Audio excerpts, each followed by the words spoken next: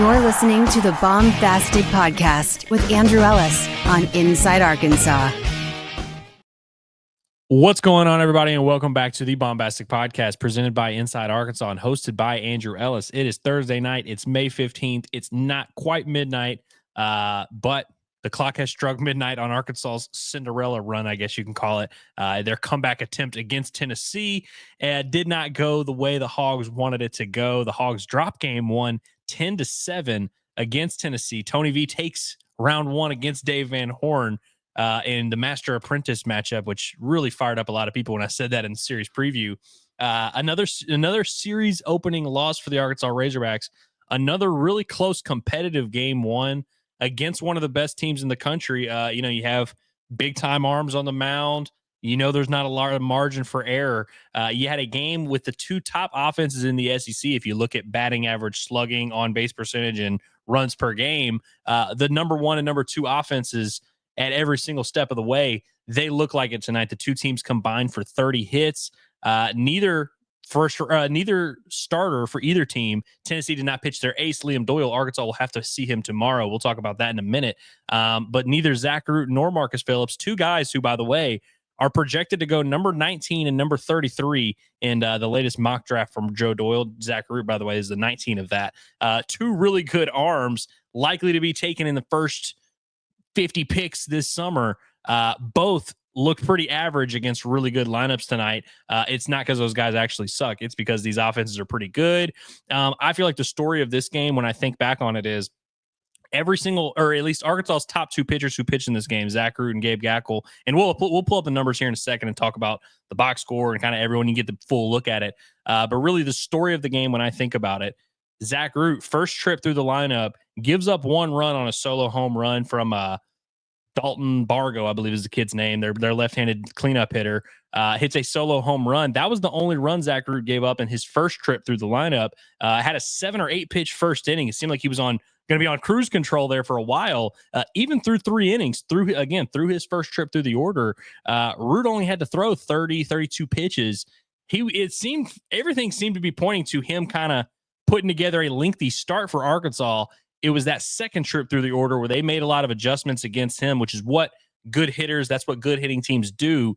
They made some adjustments, found some pitches they could do something with. His command started to fall off a little bit, started getting behind in the count, started walking guys. The big swing of the game, and we'll get through the rundown a little bit. Had their 9-hole up with 2 outs, bases loaded, 3-2 count. He had fallen behind 3-1, has to give in against the 9-hole. He's able to poke one up the middle. That regained the lead for Tennessee. And I feel like Arkansas never really got back in control of the game from there. And then it was kind of a similar story with Gabe Gackle, where he faces the lineup one time. He goes through it. I guess it was literally 2 2/3 that he got through the lineup. Kind of was all fine. Gives up a 2-run home run, which kind of took the air out of the arena a little bit. Then gives up a solo home run right behind it to Dean Curley. So again, the Tennessee lineup making adjustments against Arkansas is basically their two best arms. And so really impressive stuff from the Tennessee offense. And by the way, Tennessee came into this series kind of not needing wins, but they're trying to get back in that hosting conversation. They felt like a series win would clinch that for them. They look like they're on their way to do that. That was an impressive win from Tennessee. And it's another Friday night again or a Thursday night, a game one of a series where you're facing a good opponent. It's a back and forth, close battle. Again, not a ton of margin for error. You just can't quite come up with the plays needed to win the game. There's nothing inherently wrong with a game like tonight in and of itself. There's no real shame in losing to a team like Tennessee. I mean, these are two good teams we expect to be there in the end. If Arkansas had won this game, I wouldn't be looking at Tennessee and being like, oh, that guys suck. But it's, again, for Razorback fans, it's just a familiar story that we've seen play out here a ton, now 5 out of the last 6 weeks, where Arkansas just can't get the plays they need. They can't get that one big hit. They can't get that one big out with 2 strikes to strand all those runners. It just seems like anytime there's a break in the game or the momentum is up for grabs, it doesn't go Arkansas's way. And so, again, we're kind of sitting here in this same spot, and we're kind of like, okay, the loss tonight, it really wasn't that bad. It wasn't like a shameful performance or anything. Both offenses swung the bat really well. Obviously, you'd like to see your pitchers pitch better, but Arkansas had their opportunities to win this game. They just couldn't do it. Does that mean they're not capable of winning these types of games? No. Does it mean Arkansas can't still go on a run in the postseason? No. But if you're a Hog fan that's kind of waiting for the bleeding to stop here, I mean, your team's lost 4 out of the last 5 series. We didn't come into this saying this is a must-win series, but you just want to restore that good feeling. And this Razorback team could answer a ton of questions with their play this weekend. We felt like they had an opportunity to do that, and they still have that opportunity. It's just going to be really tough because, like I said earlier, Liam Doyle, Tennessee's ace, who is really, for my money, maybe the best arm in the SEC. Like, just if I'm picking one guy that I really don't want to face with the season on the line, it would probably be Liam Doyle. And so I felt like with Tennessee, who, by the way, everyone's on short rest this week with the series starting on Thursday. They decided to make that move, keep him on his normal rest. When they did that, it put a lot of pressure on Arkansas to win this game 1. Now, Tennessee did have to use pretty much every bullpen arm that they don't hate, they used in this game. And so there's a silver lining for Arkansas in that. But I think it was by design. They kind of knew, hey, this is the game we're going to use all our bullpen arms. Tomorrow we've got our ace, who very well could go 6, 7, 8 innings. He's that dynamic. And so Tennessee's got to be having a ton of confidence over there. And again, they kind of came into this one with a little bit of an edge to them. They kind of need this win as well. And so Arkansas is going to have an uphill battle. I mean, can they get back in the series? Absolutely. But you've got Arkansas with a TBA tomorrow without their best bullpen arm, potentially without Christian Fouts. We'll talk about him in a second here. And of course, you've already used your number 1 starter in Zach Root. We still don't know who is going to start game 2 for Arkansas. I'm going to check at some point during the show because I'm sure Dave is going to say something about it at the post game tonight. Of course, I'm not there right now because I'm doing this. But let's go ahead and pull up that box score and talk about who kind of stood out in this game. Again, Arkansas had 15 hits in this one. So yeah, pretty much everyone on the lineup had their moments here in this game. Not the best day at the office for Vahiva Lloyd, but he did drive in a couple runs there, and I guess it was the 8th inning. Arkansas's 3-run 8th inning. And I need to get into the breakdown of this scoring department here because that's where all the craziness is. But a lot of action there on the base, or in the hitting department for Arkansas. Arkansas does not hit a home run. Tennessee hit 4 home runs in this game, so a little bit more power from Tennessee, and that kind of ended up being the difference in this game. But Arkansas swung the bats really well, and we'll talk about it here in a second. But Arkansas did a great job. One against Tennessee's right-handed starter, Marcus Phillips, who, again, is projected to go top 35 in the draft. He was up to 99 in this game, and that was just on the stadium gun, which seemed like it might have been cold. So this dude was probably throwing 100. He's a really good pitching prospect. Arkansas did a good job against him, had 7 of their hits against him. He was not able to get through 5 innings for Tennessee, and he's a guy that they're kind of counting on to eat up a ton of innings. They also forced Tennessee to go to their closer, Nate Snead. I thought Arkansas did a really, really good job against him. I don't remember how many runs they wound up putting on his line there, but Arkansas did a great job against him. AJ Russell is Tennessee's guy who is coming back from injury. He's coming back from injury. He was a closer as a freshman, was penciled in to be their Friday night starter last year, had Tommy John surgery. He's just now working back. Tonight's game was actually the most that AJ Russell has thrown in a game so far this season. So kind of building him up at the right time for Tennessee, kind of like Arkansas is kind of doing with Gage Wood. And he was a key part of what Tennessee was doing tonight. And Arkansas honestly fought him pretty well. His final line, he ended up getting the win. Goes 2 innings. I guess he did not allow a run, gives up just 2 hits, 2 walks, 3 strikeouts. So he was their most effective pitcher. Arkansas gets 6 hits, 4 runs off of Nate Snead, who's been Tennessee's basically most important bullpen arm for the last 2 years, was a huge part of their national title run. Now let's talk about this breakdown of the scoring. So we start in the top of the 2nd inning here, and let's go through here. Okay, yeah, we start in the top of the 2nd, and Dylan Bargo hits an opposite field home run. First pitch of the 2nd inning, after Zach Root had, like I said, 7-8 pitches in the 1st inning there. Right off the bat, hits an opposite field home run, puts Tennessee on the board, first run of the ball game. I was just reading a text from Andrew Hutchinson. I told Hutch, I said, just text me when Dave announces a starter. I can't be scrolling Twitter during the game, but I can read a quick text message. So I was making sure he didn't text me the actual name there. But then Root battles back in the top of the 2nd, ends up just allowing the 1 run. So again, at this point, it still felt like we were on track for a lengthy Zach Root start. He was at like 21 pitches after 2 innings, felt like things were fine there. Arkansas takes the lead right back in the bottom of the second. I guess not right back. They take their first lead. Ryder Helfrich singles up the middle. Brent Iredale singles up the middle, almost in the exact same spot. Both guys got the slider against Marcus Phillips. Both guys hit it right back up the middle. Really good stuff. Reese Robinette draws a walk. It was a 3-1 slider that he threw him as well, so he's having a little bit of trouble locating that. And then Charles Davalon also jumps on the slider. He gets it in a 1-2 count, rips it right down the first baseline. That was Charles Davalon's second hit of the game. He also led off the top or the bottom of the first with a single before Vahiva Lloyd grounded into a double play. Reese Robinette is thrown out at the plate. 2 outs, ball down the line. Anytime there's a double with the bases loaded with 2 outs, you kind of just assume that's going to score 3 runs.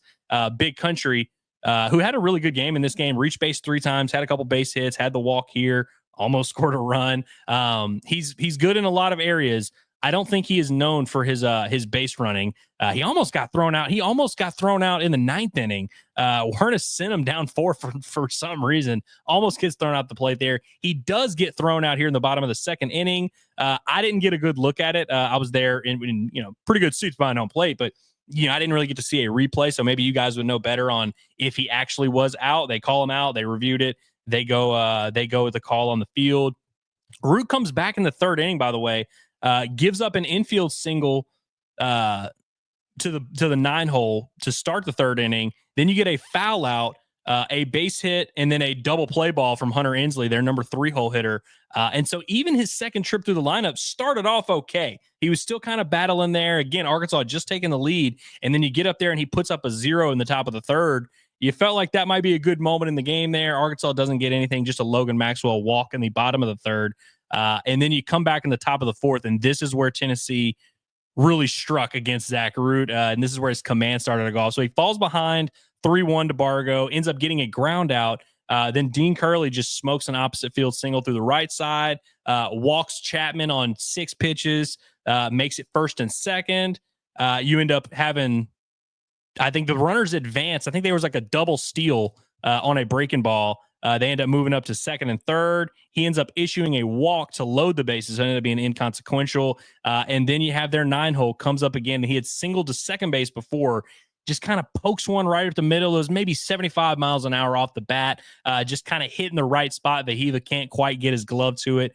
And runners were off with the pitch because it was a 3-2 count, which, by the way, there was like 2 or 3 3-2 counts here. So when you do the play-by-play, it doesn't sound that bad.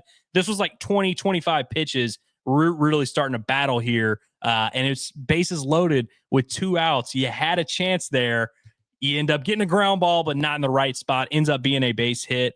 And then Keelan, their shortstop, follows up with a base hit to right field as well. And that did it. And then Arkansas goes to Gabe Gackle. At this point, it was a 4-2 game. So Arkansas gives up the lead. It's in the 4th inning. It's still pretty early. And DVH, by the way, the reason he went to Gackle so early, and by the way, I saw some people complaining that he left Root in there too long.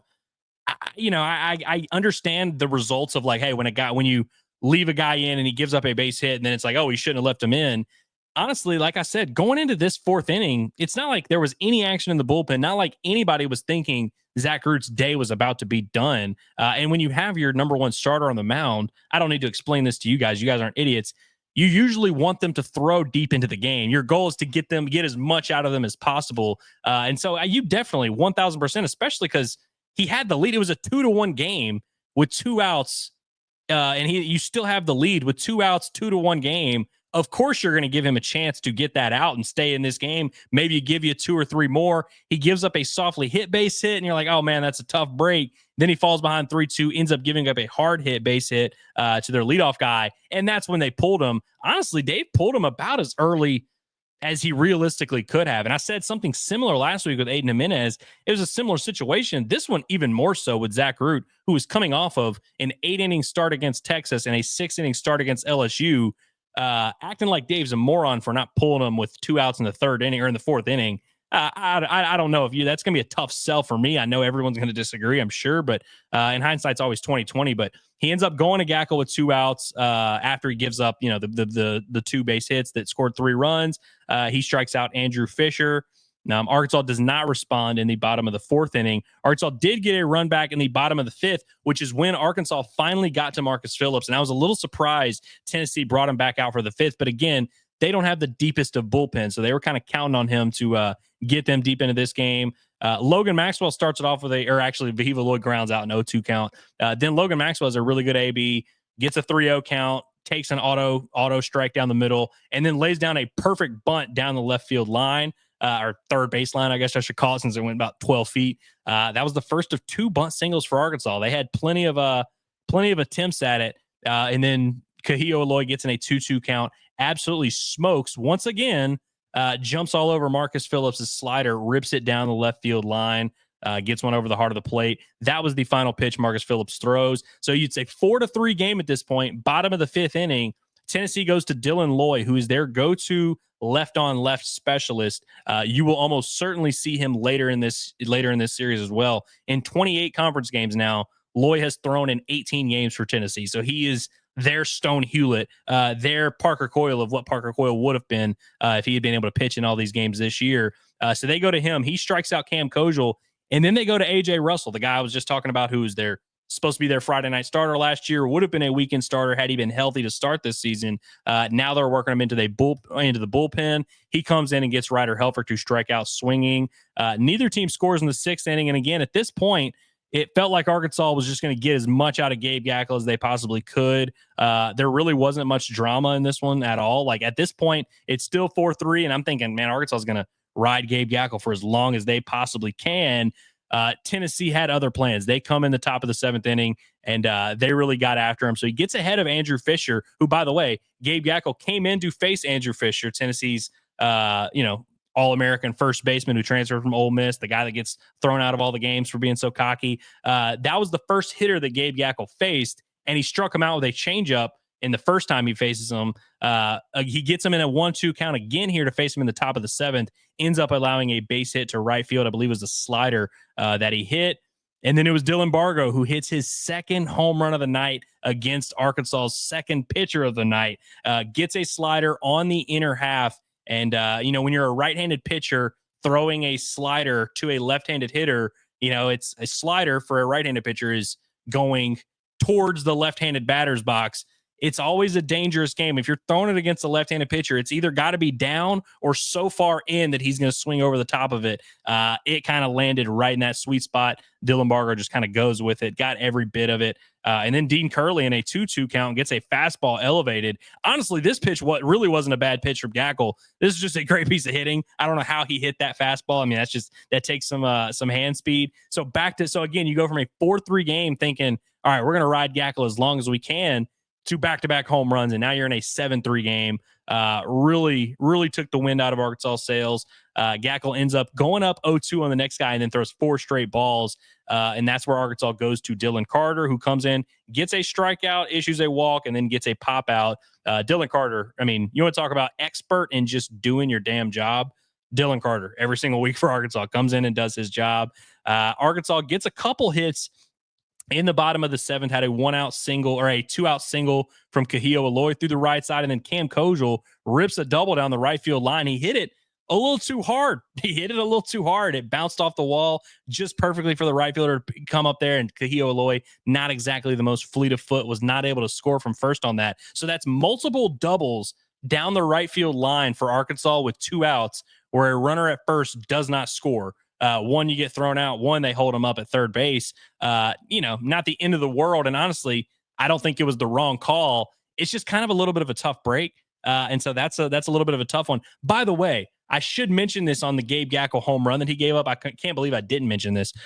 So Arkansas, by the way, before Gabe gives up that home run in the top half, because these things happen back to back, you had a leadoff single, and then Hunter Inslee grounds into a fielder's choice that 1,000% should have been a double play ball. It was like rolled out there to Vahiva perfectly. He tosses to Kojal, and Kojal's throw to first just sails over Big Country's head. You don't give him an error on that because you can't assume an error, or you can't assume a double play. So it's not an error, even though it was a bad throw. But it really should have been 2 outs right there. And then those 2 home runs would have just made it a 6-3 game, which it doesn't sound like, that big of a deal. in the moment when you've already had one run cut down at the plate, and then you get another run that, runner at first, you hit a double, you expect that to be a run and it's not. You start adding it together, and then you add it in with the double play ball that should have been a double play ball. It's just hard to win on Thursday nights in the SEC playing that way. Ryder Helfrich ends up working a 4-pitch walk, which is when Tennessee took out A.J. Russell and goes to Tanner Franklin, who was described to me by a Tennessee guy as a guy that throws 100 that's not very good. Which I think if you watch SEC baseball, that sounds like a contradictory statement. You all know what I'm talking about. Arkansas's had dozens of those guys over the years. That was how he was described to me. So he comes into the game, bases loaded, bottom of the 7th, Brent Iredale at the plate, 1-1 count. And Brent Iredale lines out about as hard as one can possibly line out. Off the bat, I mean, we all at Baum-Walker are going nuts thinking he just tied the game, ends up getting caught at the warning track. Another just hot air balloon taken out of the stadium. Really tough one. Ben Bybee comes in, pitched the top of the 8th inning, works around a couple of walks with a couple of strikeouts. Good stuff from Ben Bybee, I guess. Good to see him kind of get back on track. Arkansas has been trying to stretch him out. Good to see him just go in, pitch one inning, have some success, call it a day. That was it for his outing in the bottom of the 8th. Now I want to talk about this real quick because Hunter Dietz ends up pitching the top of the 9th, and everyone was like kind of freaking out. And in hindsight, after the way he pitched, which did not go well, everyone's like, why the hell did Arkansas pitch Hunter Dietz? Which makes sense. But I will say, anyone who's been following this Arkansas baseball season knows that Hunter Dietz was kind of an X factor that we've all been waiting on. And hell, I had people this week in the fan base ask me, hey, do you think Hunter Dietz is going to pitch in maybe a little bit more high leverage of situation? We can talk about that. When Arkansas got Hunter Dietz up and moving, it was a 7-3 game in the bottom of the 8th. They were planning on bringing in Hunter Dietz for that kind of situation where, you're down 4, it's late in the game, you got 1 inning to go, you're going to use an arm that you like, but not necessarily, you're not going to bring in Aiden Jimenez. It made a lot more sense to go to Hunter Dietz whenever he started warming up. By the time he got into the game, it was 7-6 because of this 8th inning that I'm about to describe, which just kind of made it a little bit tougher. And look, you can still be upset at the decision. I still am not crazy about the decision, but I do think that context is important. Arkansas wound up bringing in Christian Fouch after him, who did a good job. In hindsight's always 2020. In what ended up being a 1-run game, maybe just stick with your veteran there. But I got to be honest, I'm not gonna this is the one decision where of DVH, because after anytime Arkansas loses a game, you always get the DVH is a moron, DVH is choking, DVH is doesn't know what he's doing, blah, blah, blah. The game's passed him by. Of all the decisions made in this game, whether that was taking Root out when he did, putting in Gackle when he did, taking out Gackle when he did, Bybee, Carter, whoever, Dietz, this one's the only decision that I can I can point to and be like, I don't really love that one. And even then, I'm not going to lie and act like in the moment I was like, this is horrible. I actually was sitting next to John and Curtis. I was like, hey, this is actually going to be kind of cool. Like Hunter Dietz gets a semi-high leverage opportunity. I knew we were in trouble when he came out throwing 91, 93. Hunter Dietz, when we've talked about Hunter Dietz, we have not talked about him throwing 91, 93. We've been talking about him throwing 96, 99 is what we've been expecting. So I knew we might be in trouble then, but I did just want to throw that out there. But again, it's back on track here. 7-3, bottom of the 8th. And this is when Tennessee goes to Nate Snead, who again has been their closer for 2 years. Isn't having the best year ever, but this is a dude that's thrown a ton of innings for them. And he's their guy. He is their last line of defense. He is their closer. They go to him when the game's on the line. They went to him here. Reese Robinette starts it off with a base hit up the middle, his first of 2. He did it in back-to-back innings. Justin Thomas Jr. follows with a beautiful, beautiful bunt down the third baseline. So first and second on base right away. And now here we have the weirdest play of the game. Charles Davalon hits a line drive right to the shortstop. And again, runners on first and second, nobody out. The shortstop appears to catch the ball. Charles Davalon stops in his tracks, starts running, and the ball, when he starts running, the ball falls and starts running all over the place. I don't think he ever caught the ball, if I'm being honest. And the umpire gave him the transfer, but he wasn't transferring. He wasn't going to turn it. He was going to try and run. Because Reese Robinette was at second base and was kind of far off the base. He was trying to run and tag Reese Robinette and then go to second base. And that's when he lost the ball. And so you can still have that where, like, if he catches the ball and he's ruled out and then he starts running and the ball falls out of his glove, like, I can get it. They didn't review it. They reviewed to see if Arkansas tagged up because the runners eventually wound up. He ended up throwing the ball to first base and it gets by the first baseman. And so the Arkansas runners ended up going from first and second to second and third. They ended up reviewing whether or not they tagged up. They didn't review the catch, which I don't know. You guys would have to tell me, those that watch on TV, if Arkansas got screwed there, if Arkansas got lucky there. The way it played out, I really don't know what the umpires would have done had they gone to review and looked at it. Honestly, with the way it played out, Arkansas moving their runners up 90 feet, I was kind of okay with it. But it was a very, very weird play. Vahiva Aloy, who did not have a great night at the plate and didn't even really barrel this ball up, drives in 2 runs with a bloop single to left field. It was a 97-mile-an-hour fastball up and in on his hands, and he gets jammed completely, but just kind of muscles it out over there in the left field. So that drives home a couple runs. Logan Maxwell ends up singling up the middle or singling through the right side. That ends up letting Arkansas executed actually a pretty, I don't know if it was a called hit and run, but Vahiva Aloy was running with the pitch. Logan Maxwell rips one through the right side, ends up being runners on first and third. And so then once again, you have the tying run at the plate. If my math is correct, actually even more than the tying run, you had the go-ahead run at the plate. Kahio Aloy ends up grounding into a fielder's choice, but a hard 90, beats it out, makes it a 7-6 game. And so then once again, you have the go-ahead run at the plate, and then Cam Kojal pops out to the shortstop. So again, at this point, 7-6 game, you're feeling a little bit better. There's a little bit of energy at Baum-Walker Stadium. And then that's when Hunter Dietz comes into the game. And to say that Hunter Dietz didn't have it would be a little bit of an understatement.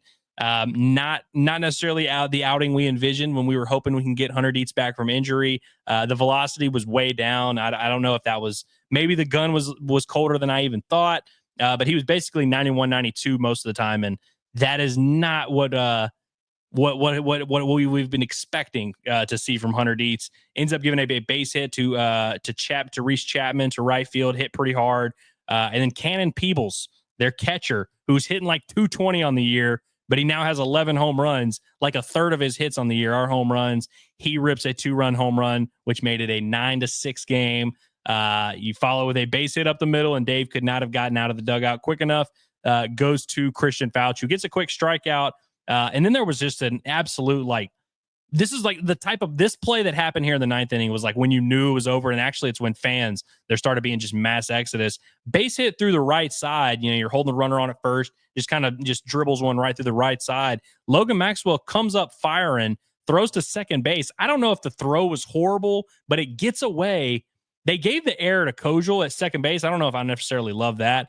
But the ball gets away from him, rolls all the way to Brent Iredale, and the runner that went from first to third on this play goes to try and score. And I'm thinking, what is he doing? He's an idiot. Brent Iredale picks the ball up and then just throws a lollipop. I don't know if it just slipped out of his hand, ends up, and not going by Ryder Helfrich, but ends up not getting the runner out, wound up, driving in the 10th Tennessee run.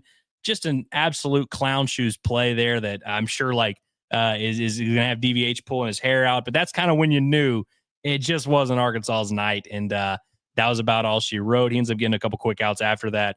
Arkansas did score a run on the bottom of the 9th inning with 2 outs. Reese Robinette had his second hit in as many innings, advanced second on fielder's indifference. And then Justin Thomas picks up his second hit in as many innings as well. Bloops in a little single to left field, not terribly dissimilar from the swing that Vahiva Aloy had. And then Charles Davalon winds up tapping one back to the pitcher, and that was all. And so Arkansas loses. They lose game 1. They're going to have to come back in game 2 and face arguably the best pitcher in the country. Not ideal circumstances, not ideal for this fan base. Man, there was a lot of tension, a lot of groaning at Baum-Walker Stadium, a lot of murmurs there. It just was, it was a great crowd. There was about 10,600 fans there. Really good attendance on a Thursday night. Love to see that. I expect there's going to be a couple more really good crowds. And we'll just see if this Razorback team can finally win a close game against a good team. They won one on Sunday, made us feel pretty good. Would love to see them bounce back tomorrow. They've got quite the uphill battle. And I have still not received word yet on whether or not Arkansas has announced a starting pitcher. Has the press conference not happened? What is going on here? Why have they not Why have they not announced a starting pitcher? I don't know. We'll see who they have. So I don't have that report for you here on this show. I was really hoping to have that. I don't know if the press conference is running late or if he just didn't announce a starter. I really don't know. Maybe they really haven't made their mind up. By the way, I did see Landon Bottleshees. He wasn't on the mound. He wasn't like throwing in the bullpen, but I saw him down there in the performance facility during the game. I don't know if that meant he was available last night out of the pen. I didn't look at I couldn't like scan and find as many jerseys as I could. I don't know if Aiden Jimenez is also down there. But hell, maybe they end up making a move tomorrow. But Arkansas is not going to have Gabe Gackle. They're not going to have Zach Root. By the way, I'll pull up those pitch counts again. I said they're not going to have Fouch. They'll probably have Fouch at the very least on Saturday. I'd imagine the same could be said for Dylan Carter and Ben Bybee. Hunter Dietz, who only threw 8 pitches. They want to bring him back. They can. Arkansas does still have some options on the mound. I mean, Cole Gibler, Parker Coyle have not pitched. Aiden Jimenez has not pitched. Landon Bottleshees has not pitched. We'll see how they're able to piece it together. But definitely not ideal circumstances. Arkansas, I came into the weekend saying Arkansas needs 1 win to clinch a national seed. I still feel that way. I think if they win either of these next 2 games, they'll be in a good spot for that. But I don't think this fan base is going to love taking another series loss, and it does seem like they are on track to do that. I would love to be proven wrong. I'd love for them to show up tomorrow, bust Liam Doyle's ass, and then go into Saturday's game feeling hot and heavy. Maybe that's how we'll feel. But right now, it's after midnight, and we just got to take this L on the chin. Another close game loss. I do have to say, though, I really like watching this Razorback baseball team play. They're just fun to watch. They're fun to root for. I just simply wish they would win more close games against good teams. That's my only request I'm asking. If they're taking suggestions, I hope they're listening. But that's all I got for you today. Hope you guys can get some sleep. We'll be right back at it for tomorrow night's game 2. We'll see how Arkansas does against one of the best arms in the country. I know some of you may look at that and say, man, that's a really bad situation. I look at it and I say, a chance for Arkansas to send a message, beat one of the best pitchers in the country, restore order in the fan base, and get back on their road to Omaha. So we'll see how they bounce back. Looking forward to breaking it down. It should be another fun night of action. I say that, I don't know if I'm sounding facetious or not. It really was a really fun night of baseball. It's fun to watch these 2 really good offenses swing the bat. There was a lot of arm talent out there, man. I mean, that Phillips kid was throwing about 100. Zach Root, of course, a potential first-round pick. Christian Fouch knows how to throw a ball. I mean, even Hunter Dietz, who threw in this game and didn't throw very well, like, he's also very talented. Gabe Gackle's very talented. AJ Russell's really good. Nate Snead's really good. Dylan Carter's really good. Ben Bybee threw the ball well tonight. Like, there was just a lot of talent. All the hitters, literally every team, every single hitter that played for either team, like, all these guys are going to play ball at the next level. Like, there was a lot of talent on that field today, and it's going to be fun to watch these teams play the next 2 games, even if it's going to be kind of tough to watch as an Arkansas fan trying to look for some hope and some positivity. We'll see if the Hogs give it to us tomorrow. I'm getting out of here. See you suckers tomorrow. Woo damn pig. The road to Omaha still marches on.